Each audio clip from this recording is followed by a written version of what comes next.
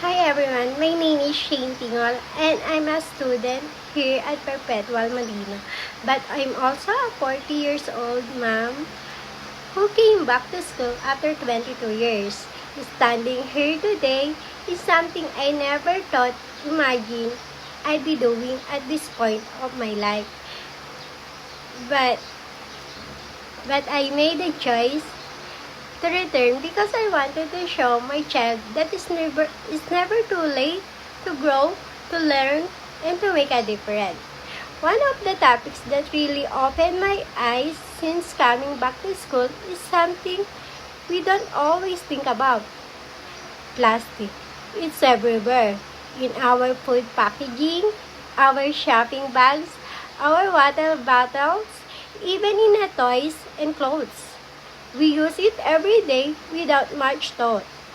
But over time, I've come to realize that this convenient material is creating a very inconvenient future for all of us. When I was in school years ago, we didn't talk about how harmful plastic could be. But now, I see reports of ocean full of garbage, animals getting sick from eating plastic and microplastic. Tiny bits of plastic found in the food we eat and the air we breathe. It's frightening. Especially as a mother, I think about the kind of world my child is growing up in and what kind of environment we're leaving behind for the next generation. The truth is plastic doesn't just go away. A single plastic bottle can take 100 of years to break down.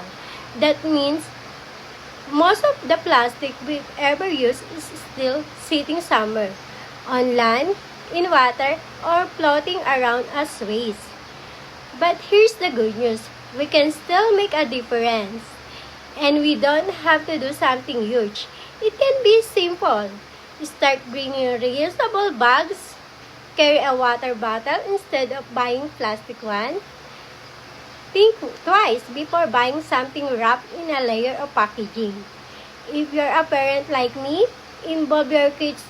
Teach them to recycle, to reuse, and to respect nature. I know that life is already full of challenges, especially for people like me, trying to balance parenting, studying, and making ends meet.